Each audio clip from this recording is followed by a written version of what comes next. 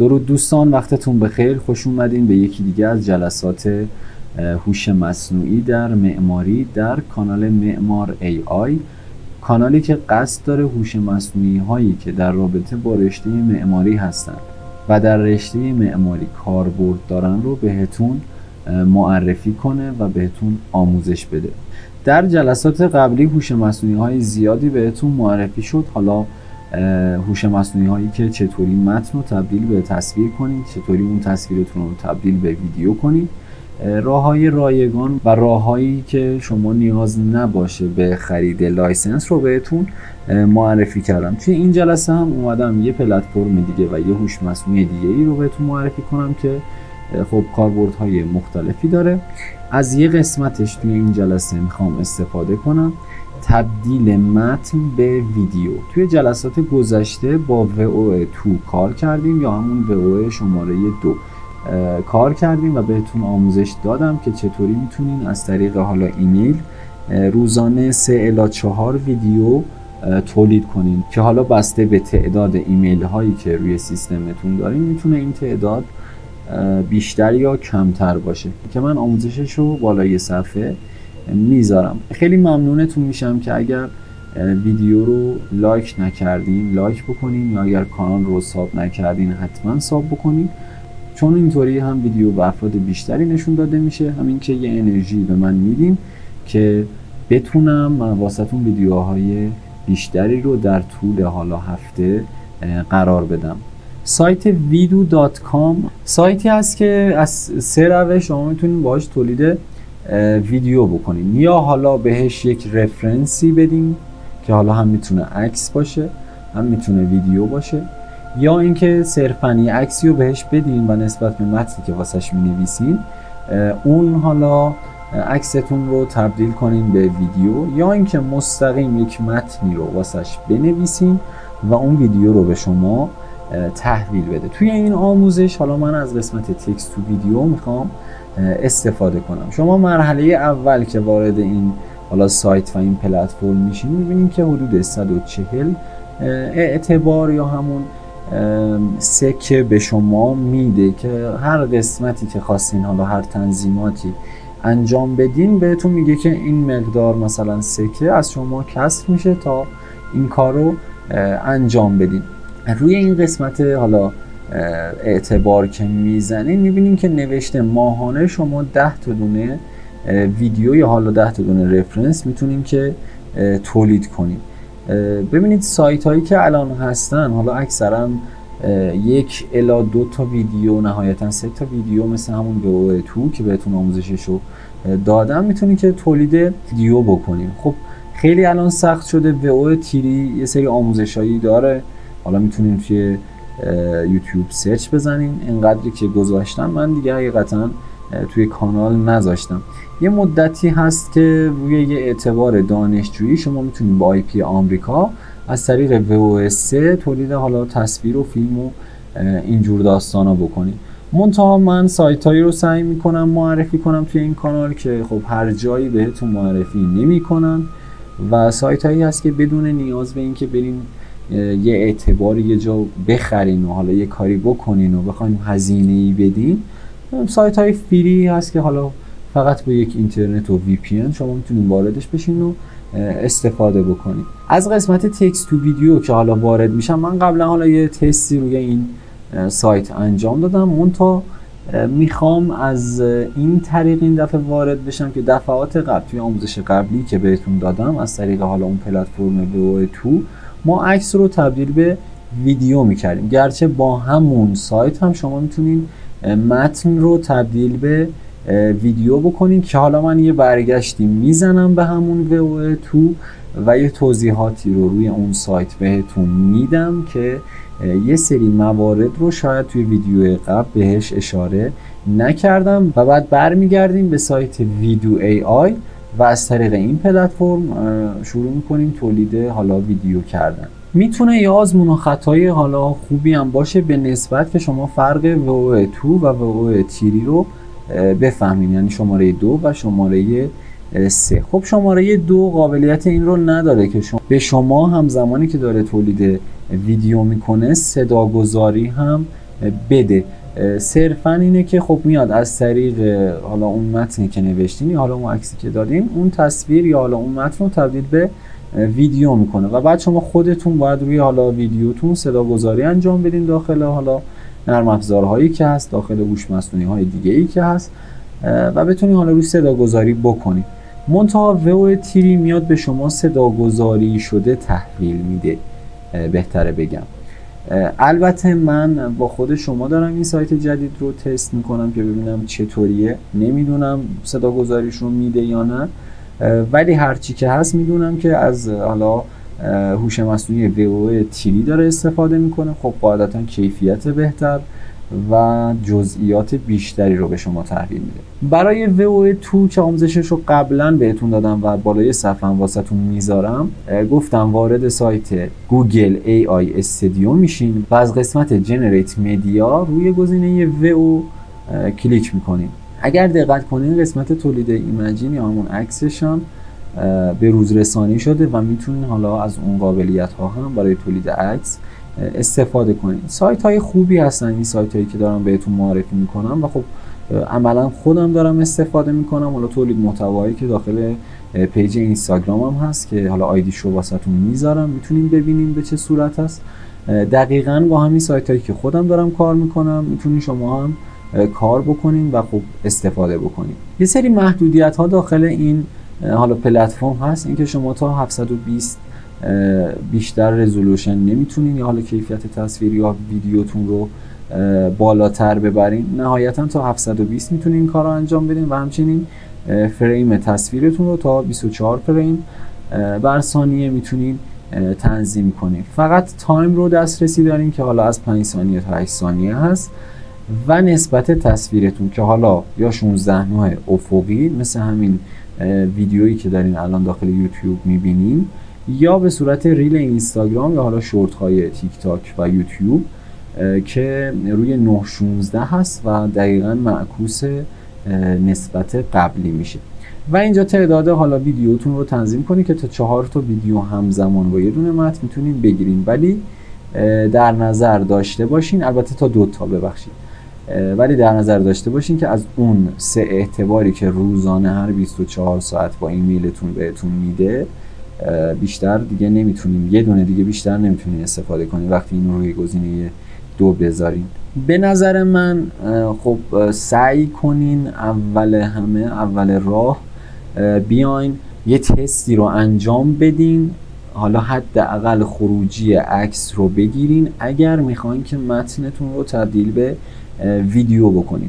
ببینین دقیقاً راهی که خودم میرم و میخوام بهتون آموزش بدم. صرفا توی این آموزش نمیخوام که فقط یک سایت رو بهتون معرفی کنم، میخوام داخلش بهتون بگم که چطوری اصلا یه پروژه رو هندل کنین، حالا از متن نوشتنش، از اینکه متنتون رو چطوری تنظیم کنین و حالا بقیه مواردی که هست. باز برمیگردم به سایتی که قبلا بهتون معرفی کردم، سایت توگدر AI، سایتی که خب شما میتونستین از طریق مدل فلاکسی که حالا فلاکس شنل هست روی این سایت با یک ایمیل رایگان و بدون هیچ محدودیت روزانه و حالا ایمیل عوض کردن و از این صحبت ها دائما بتونین ازش استفاده کنین و تولید تصویر کنین. خب زمانی که وارد این پلتفرم میشین اینجا باید مدل هوش مصنوعیتون رو از بین این هوش مصنوعی روی مدل فلاکس وان شنل فری قرار بدین. بقیه مدل ها هم اینجا هست، میبینین که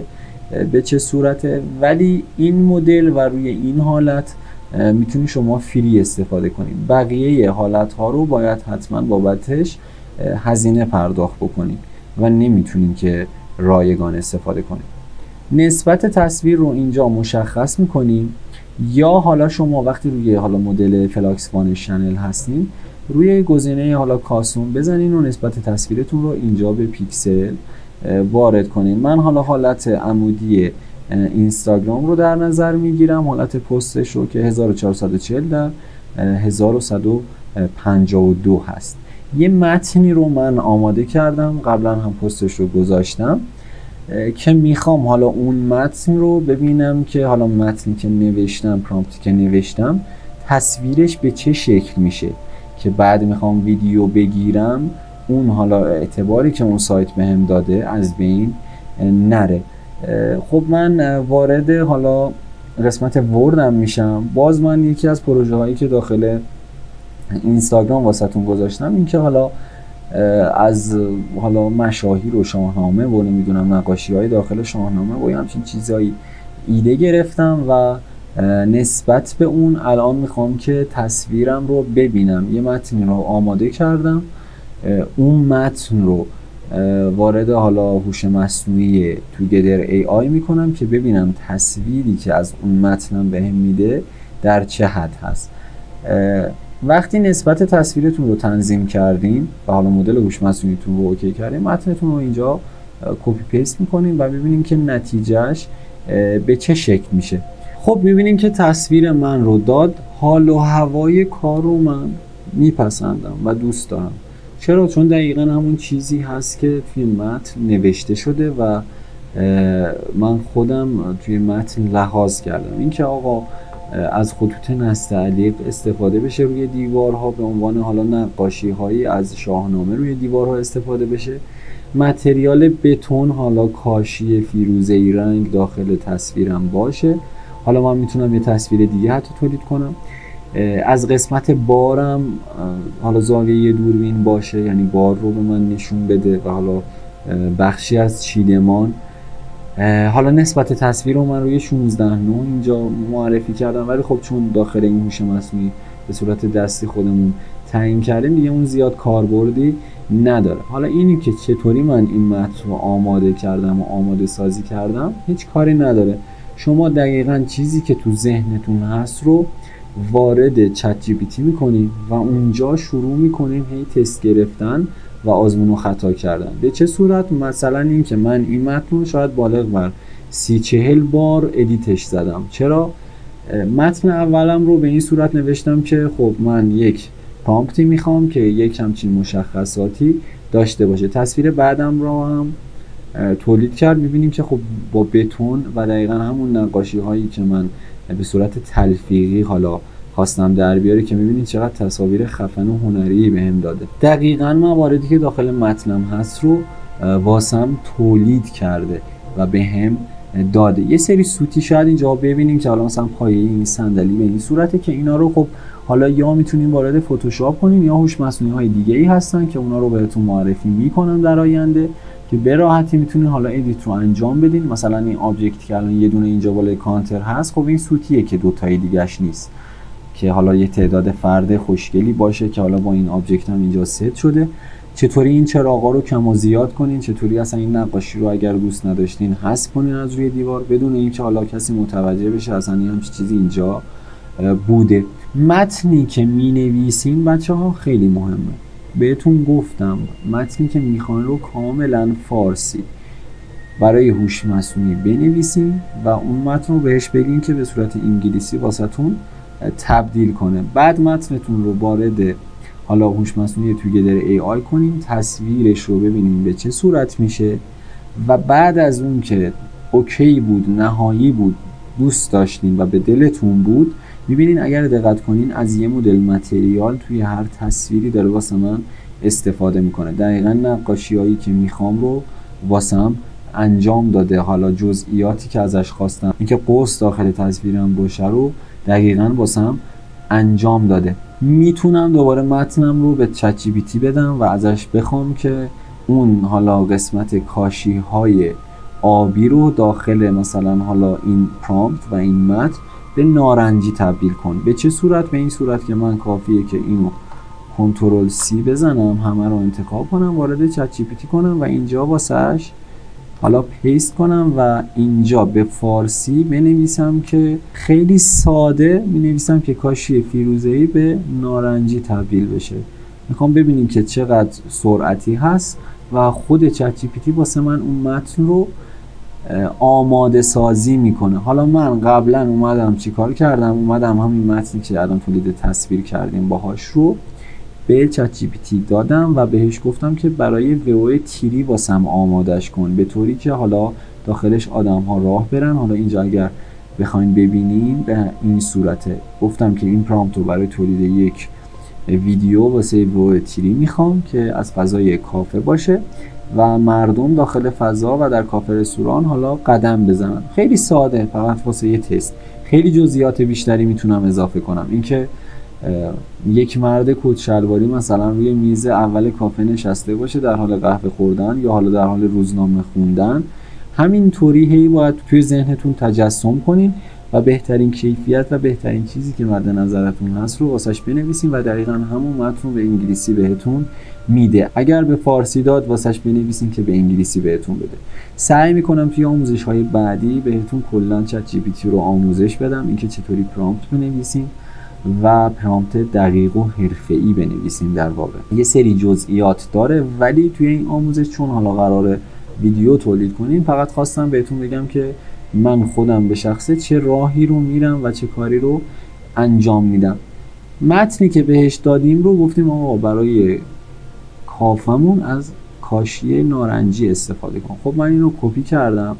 حالا بار درسته واسه یه فیلم بود، ولی من اینجا میخوام ببینم که کاشی رو واسه من از این آبی فیروزه‌ای به نارنجی تبدیل کرده با همین حفظ این جزئیاتی که بتون به این صورته، حتی حال و هوای تصویر به این صورته، نور پردازی یک مدل خاصی هست. آیا این کار رو واسم انجام داده یا نه؟ خب میبینین که دقیقاً حفظ جزئیات کرده، با این تفاوت که من چون توی اون متن قبلی نوشته بودم خب آدما داخل حالا کافه راه برن، یه سری حالا آبجکت آدم هم گذاشته. برمیگردم دوباره به چت جی پی تی، متنی که اول کار داشتم رو اینجا کپی میکنم، وارد چت جی پی تی میکنم و میگم که این متن رو واسم تنظیم کن صورتی که کاشی فیروزه‌ای رنگ به نارنجی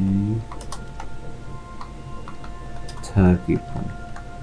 خب ببینید متن رو واسم میاد تغییر میده. این متن اولی هست که من داشتم و واسهتون تولید عکسش رو انجام دادم. بعد ما میایم اگر خوب بود و به دلمون بود دوباره داخل همین این زیر می نویسیم که خب واسه همین متن رو واسه یه ووتیری یا حالا تولید یه ویدیویی که میخوام این مشخصه ها داخلش باشه تنظیم کن. وارد دوباره حالا همون قسمت توگیدر ای آی میکنم. ببینید خیلی راحت اینجا رایگانه بدون هیچ استرسی آزمون و خطا میکنیم. بهترین کیفیت رو داره بهمون میده دیگه. بهتر از این کیفیت دیگه واقعا نداریم، یعنی حتی بیش از این هم خواستین میتونین که از طریق حالا آموزشی که بهتون دادم، از طریق آپ اسکیل کردن تصاویر یا حالا بالا بردن کیفیت تصاویر، حجم یا حالا کیفیت این تصویر رو بیش از اینها و چندین برابر بهتر از این انجام بدید اگر این کیفیت واسهتون کافی نیست. خب صبر میکنم که تصویرم رو واسم تولید کنه و ببینم که آیا کاشی رو از فیروزه‌ای تبدیل به نارنجی کرده که کرده. دقیقا میبینین که همون جزئیاتی که روی دیوارهای اینجا داشتم اینجا هم هست. خطوط همونه، صندلی ها رو میبینین که به همون صورته، تریم ها رو اومده نارنجی کرده، قوس ها همون قوس ها هست، دقیقا حالا هوای یک معماری سنتی هست ولی خب با سبک بروتالیست ترکیب شده و بتون جای آجر رو گرفته و از اون حالت سنتی یکمی خارج شده و به مدرن بیشتر رفته. میبینین خطوط نستعلیقی که من توی متنم گفته بودم رو چقدر خوب اینجا در آورده، ولی حالا دوست نداریم. درسته این من خواستم یکمی خودم گرافیکی طور باشه. میتونین اینا رو به راحتی داخل فتوشاپ یا حالا داخل یه سری هوش مصنوعی دیگه‌ای حذف کنیم، ولی دقیقاً کاشی رو به همون رنگ نارنجی واسه من تبدیل کرده. میبینین حتی توی تصویر بعدی هم این کار رو به خوبی واسه من انجام داده. اگر دقت کنین استایل میز و صندلی ها یکی هست، زاویه دوربین یکی هست. من اینا رو بهتون آموزش میدم که چطوری بتونین توی یک همچین حال و هوای مشخصی این تصاویر رو تولید کنین. دقیقاً کارهایی که خواستم روی بتون انجام بشه همون هست، هیچ تغییری نکرده. کاشی ها رو از رنگ آبی فیروزه‌ای به رنگ نارنجی واسه من تبدیل کرده و میبینید که چقدر با این رنگ خونسای خاکستری کنار هم نشسته. هر رنگ دیگه ای که من بخوام به این رنگ میاد، ولی صرفا خواستم حالا رنگ فیروزه‌ای رو به نارنجی تبدیل کنم و بهتون بگم که چطوری از چت جی پی تی واسه بهبود دادن به متنتون استفاده کنید. خب سریع وارد چت جی پی تی میشم و اون متنی که قبلا بهتون گفتم واسه ویو تیری بهش گفته بودم واسه من آماده کنه رو کپی پیست میکنم که دقیقا همین متن بود. وارد سایت همون گوگل ای آی استودیو میشم و از طریق ویو 2 میخوام که حالا تولید ویدیو کنم. قبلا آموزشش رو دادم بهتون، منتها یه سری بچه‌ها سری مشکلات داشتن، میخوام توی این آموزش بهتون توضیح بدم. بچه‌ها اول از همه حتما شما باید VPN داشته باشید. متنم رو اینجا کپی پیست میکنم. قبلا توی آموزش قبلی گفتم اینجا عکس رو میتونین به هوش مصنوعی بدین، عکسی رو حالا آپلود کنین و متنی رو نسبت به اون تصویرتون که باز هم میتونین این کار رو با چت جی پی تی انجام بدین واسه اون تصویر بنویسین و بگین که این تصویر رو به ویدیو واسهتون تبدیل کنه و اون متن رو از چت جی پی تی کپی کنین و اینجا پیست کنین. دقیقاً عکستون رو تبدیل به ویدیو میکنه. من اون آموزش رو بهتون دادم، حالا لینکش رو واسهتون بالای صفحه میذارم، میتونین ببینین.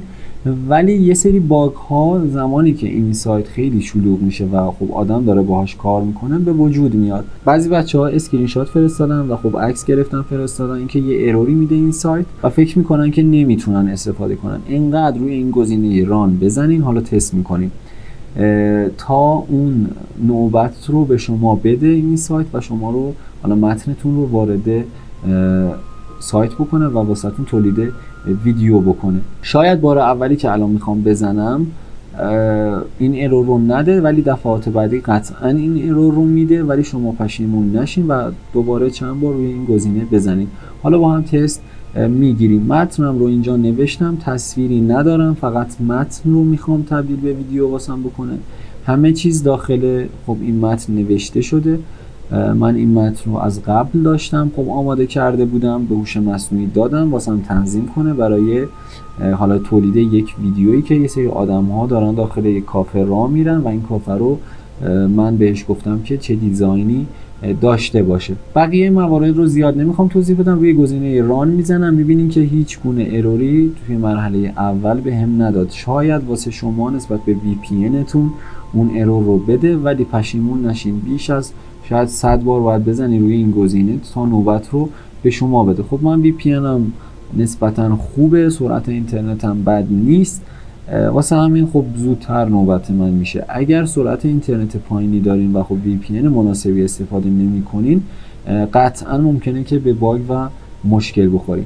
بعد از 30-40 ثانیه 50 ثانیه که حالا صبر میکنین، میبینیم که ویدیو رو به شما تحویل میده و خروجیش رو ما میتونیم که دانلود کنیم. توی این تایمی که داره ویدیو آماده میشه ممنون میشم که تا اینجای ویدیو رو اگر دیدین لایک کنین، کامنت بذارین. اگر سوالی واسهتون پیش اومده حتما بپرسین داخل کامنت های همین ویدیو، من همه رو جواب میدم. ویدیو رو واسه من تولید کرد و خب حالا یه کمی زمان میبره تا جنریتش رو کامل کنه و میبینین که دقیقا همون حال و هوایی که ازش خواستم، همون حال و هوای شاهنامه، نقاشی ها، خطوط نستعلیق، اینها رو بهم داده. ویدیو رو پلی میکنم ببینم که به چه صورت هست. میبینیم که واقعا یک سکانس جذابی رو به ما از یک زاویه‌ای از این کافه که حالا قسمت بارش به چه شکل هست داده. خب دقیقا همون بتون رو من دارم داخل ویدیو، همون آبجکت هایی که واسش گفتم، همون مدل نورپردازی، مدل نیمکت ها و صندلی هایی که داخل متن جدیدم گفته بودم که حالا یه سری چوب کاری ها بشه و یه سری خطوط روی نیمکت ها بیاد، دقیقا همون ها رعایت شده. مدل کاشی فیروزه‌ای رعایت شده. دقیقا این متنم رو نگه میدارم، این ویدیو رو روی گزینه دانلود میزنم و دانلودش میکنم.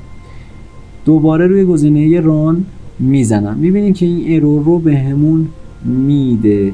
اصلا جای نگرانی نیست. دقیقا گفتم چون شما الان از این هوش مصنوعی استفاده کردین، این ارور به این معنی است که شما یکمی باید صبر کنین تا حالا نوبت بقیه است. دوباره روی گزینه ران میزنین، دوباره حالا ارور میده. چندین مرتبه شاید باید این کار رو انجام بدین. اصلا پشیمون نشین. شما با هر ایمیلتون روزانه 3 تا ویدیو رو میتونین به راحتی دانلود کنین بدون هیچ مشکلی. ولی خب میبینید که یه چند تا حالا اروری که به من داد دیگه ارور نداد و رفت توی پروسه حالا رانینگ، حالا تولید اون ویدیو میخوام بهتون نشون بدم وقتی متنتون خوب باشه، وقتی متن درستی نوشته باشین، یه سری قسمت ها رو کاملا نگه میداره و میاد زاویه دوربین رو تغییر میده. حالا شاید یه سری تغییرات رو انجام بده، ولی خب ببینید شما نسبت به متنتون باید این متن حسابی و درست حسابی رو واسش بنویسین. شاید هم خیلی تغییرات ایجاد کنه، نمیدونم، ولی هرچی که هست من نسبت به این متنم حالا یه ویدیو رو دانلود کردم، یه ویدیو دیگه بهش گفتم بهم بده. اگر میبینم جایش باگ داره باید سریعا متنم رو وارد چت جی پی تی کنم و نسبت به اون تصویرم بگم که آقا مثلا من از مدل نیمکت هایی که حالا روش نشستن یا حالا داخل رستوران هست خوشم نیومده، مدلش رو از این نیمکت به این تغییر بده. دقیقاً توی متنم لحاظ میکنه. بعد از 60 ثانیه که حالا تایم گذشت، ما هیچ تصویری نداشتیم، ما از طریق متن الان ویدیو تولید کردیم. این خیلی چیز مهمیه. میبینیم که دقیقاً از یه زاویه دیگه ای داده با همون حال و هوا. حالا شاید این نیمکت ها تغییر کرده ولی همون خطوط نستعلیقی که خواستم رو واسم گذاشته، مدل چراغ ها همون، کانتر همون، خیلی جاها رو ثابت نگه داشته و حالا افرادی که داخل تصویر دارن راه میرن به راحتی میتونین تولید محتوا کنین، میتونین ویدیو تولید کنین، ریل کنین و اینا رو پیوسته کنار هم قرار بدین و ازش یه ریلی درست کنین که حالا اون کانسپتتون رو بتونین به صورت ویدیو به مخاطبتون نشون بدین. باز هم روی گزینه دانلود میزنم و ویدیوم رو دانلود میکنه و بعد میتونم استفاده کنم. میبینید که این ویدیوی اول بود و این یکی ویدیوی دوم من بود که حالا واسم اوکی کرده. روی سقف رو دقت کنین توی این ویدیو و خب توی این ویدیو هم میتونین حالا همون سقف رو به یه شکل دیگه ای داشته باشین. دقیقاً حالا مواردی که هست رو میاد واسهتون به نسبت رعایت میکنه و حالا توی این ویدیو از چپ به راست داشت فیلم میگرفت، توی اون ویدیو حالا زاویه دوربین رو تغییر داده بود و از راست به چپ داشت فیلم میگرفت. میتونین توی پرامپتتون بیارین که خب از فضای عقب‌تر بره، که میگم من اینا رو واسهتون توضیحاتشون میدم که چطوری اصلا توی فضاهای مختلف با یک پرامپت بتونین فضاهای مختلفی رو حالا طراحی کنین و تولید عکس بکنین، از اون طرف هم بیان تولید ویدیو بکنین. این ویدیو شماره 2 بود که میبینید که کیفیت به نسبت خوبی رو به ما تحویل میده. همون متنی که داخل این سایت دادیم رو میخوام وارد سایت ویدو ای آی بکنم، سایتی که اول ویدیو بهتون معرفی کردم. از این قسمت هم شما دوباره متنتون رو همینجا کپی پیست میکنین، به نسبت تصویرتون اینجا دقت کنین، حتما روی حالت حالا مد نظرتون قرارش بدین. یه سری تنظیمات اینجا داره که حالا کیفیت تصویر هست، تایم ویدیو هست که اینجا خب شما چون دارین از حالت رایگانش میخواین استفاده کنین حتما باید روی مواردی که خودش گفته بذارینش. استایلش رو میتونین روی حالت انیمیشن بذارین یا روی حالت جنرال یا همون ریلستیک که به صورت واقع گرایانه بهتون بده و اینجا روی گزینه ویدیو کیو1 حتما بذارین باشه. این ورژن های دیگه هم میتونین تست بکنین، ولی خب جدیدترین قسمتش که حالا ربط پیدا میکنه به VO تیری و از همون VO شماره 3 داره استفاده میکنه واسه جنریت، باید روی همون گزینه ویدیو کیو 1 باشه. خب متنم رو دادم بهش، نسبت تصویرم رو بهش دادم که به چه صورت هست، روی 1080 واسم میگیره و همینطور تایم ویدیوم که روی 5 ثانیه هست. خب روی گزینه کرییت میزنم تا ویدیو رو واسه من تولید کنه نسبت به متنی که دادم. من حتی توی متنم نوشتم که از VO شماره 3 استفاده کنه، که شما زمانی که از این سایت ها دارین استفاده میکنین، اگر حالا اون سایت گزینه های دیگه ای داشت، صرفا بیاد از اون مدل هوش مصنوعی که شما بهش گفتین استفاده کنه. چند ثانیه‌ای طول میکشه، باید منتظر بمونین تا ویدیو رو به شما تحویل بده. خب بعد از حدود حالا 1 دقیقه و نیم میاد اون پروسه آنالیزش رو انجام میده و شروع میکنه ویدیو رو واسه شما تولید کردن. خب بچه ها حدود 1 ربعی طول کشید تا به هم ویدیو رو بده، ولی خب ببینید کیفیت 1080 به شما داده، خیلی فرقش هست و میبینید که دقیقاً به همون حال و هوا و همون سبک و سیاق و خب با یک کیفیت خیلی بهتر این ویدیو رو به من داده. میتونم حالا اینجا روی گزینه دانلودش بزنم و ویدیو رو دانلود کنم. ببینید که ویدیو چقدر با کیفیت هست، چه کیفیت خوبی داره، چقدر جزئیات کاملا مشخص هست، جزئیات چهره ها. حالا این دوستان عزیزی که دارن صحبت میکنن، طبق معمول این ویدیو هم صدا نداره ولی مهم نیست، شما میتونید به راحتی با حالا سایت های دیگه ای صدا گذاری بکنید، ولی جنریتی که انجام میده رو از طریق حالا وو تیری داره این سایت انجام میده. اینو مطمئنم که همچین چیزی هست، ولی خب این که حالا چرا صدا به ما نمیده، احتمالا چون داریم از حالت رایگانش استفاده میکنیم. میبینیم که تا 4 مرحله، تا 4 بار رایگانه، یعنی کلا با هر ایمیلی که وارد میشین به صورت رایگان میتونین استفاده کنین. اما بعد از اون از اعتباری که بهتون حالا داده و بهتون گفتم که ماهانه شما یه اعتباری رو دارین که حالا 10 تا دونه میتونین با این حالا اعتبارتون ویدیو تولید کنین، یعنی روی هم رفته 14 تا با هر ایمیلی که وارد بشین، اما به صورت ماهیانه. از طریق اون حالتی که بهتون گفتم ایمیل رایگان میسازین و خب از ایمیلتون چند کپی میگیرین.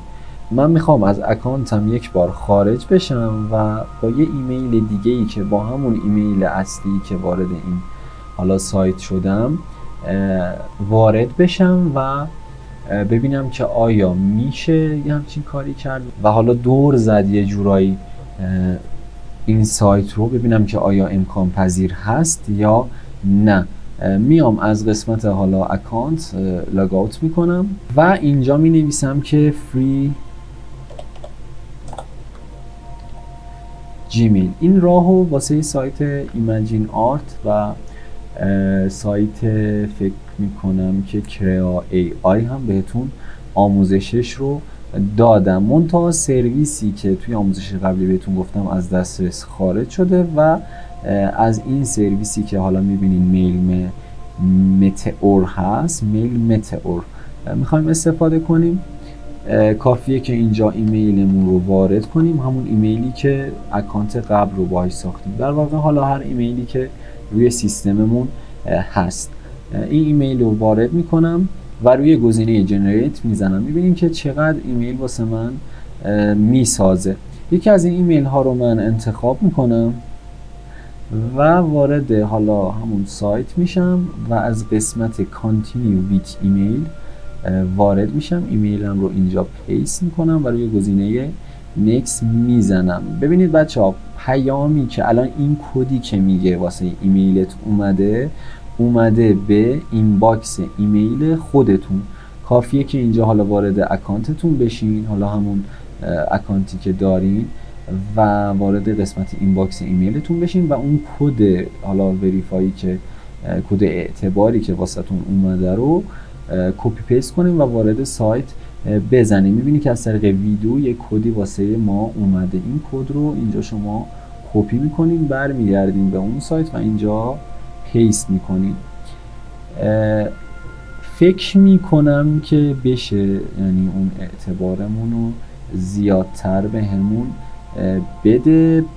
میخوام فقط ببینم که یه همچین حالتی هست، چون من با خودتون دارم وارد میشم و میخوام ببینم که یه همچین چیزی هست، آیا میتونم رایگان دائم استفاده کنم یا نه. از قسمت حالا تکست تو ویدیو که وارد میشین میبینیم که بهتون یه اکانت جدید داده و خب 3 تا ویدیو میتونین با این اکانت حالا تولید کنین و همینطور اون ایمیل ها رو هی به ترتیب وارد کنین، دوباره برگردین. اگر 3 تای رایگان این حالا اکانت رو استفاده کردین، برگردین دوباره یه دونه دیگه از این ایمیل ها رو دوباره کپی کنین و وارد اون سایت بکنین و دوباره به ایمیلتون یک اعتباری میاد. من 140 تا توی ایمیل قبلیم اعتبار داشتم، چرا که اون ویدیویی که قبلا ساخته بودم خود این سایت بهم اعتبار داده بود. حالا توی سایتشون میبره داخل یک سری حالا جاهایی و اونجا اگر لایک بگیره، حالا داخل همین قسمت هوم اگر بخوایم بریم میبینیم که ویدیوهایی که بقیه درست کردن رو میتونین این پایین مشاهده کنین. میتونن لایک کنن شما رو، میتونن بهتون اعتبار بدن. سایت در کل خیلی خوبی هست و میتونین دائم ازش استفاده کنین. حتی میتونین که اپش رو روی گوشیتون بریزین و از طریق گوشی باهاش کار کنین. داخل حالا اپ استور اگر هستین، من تست نکردم نمیدونم، ولی فکر میکنم که برای گوشی هم بتونین شما ازش استفاده کنین. میبینین که بقیه اینجا مثلا به این تصویر 2 تا اعتبار دادن، بقیه به این یکی 37 تا دادن، به این یکی 8 دونه دادن. دائما میتونین با این سایت کار بکنین، خود سایت بهتون اعتبار میده و این عدد رو میتونین بالاتر ببرین. حالا من اکانتی که قبلا داشتم رو منتظر میمونم چند روز دیگه، شاید به منم حالا روی اون ویدیویی که حالا با هم دیگه تولید کردیم اعتبار بدن. هرچی ویدیوی خفن‌تری بسازین خب قاعدتاً اعتبار بهتون داده میشه و میتونین که مادام العمر از این سایت حالا نسبت به شرایطی که الان داره استفاده کنیم، مگر اینکه خب شرایطشو بخواد تغییر بده و کلا حالا از این چیزی که الان هست خارج بشه. ممنونم که تا انتهای ویدیو رو دیدین. حتما ویدیو رو لایک کنین. به لایک شما من نیاز دارم برای اینکه دلگرمین باشه که بتونم ویدیوهای آینده رو واسهتون بگیرم و حالا آموزش‌های آینده رو بهتون بدم. ممنون از همراهی شما. پایدار و پیروز و موفق باشین.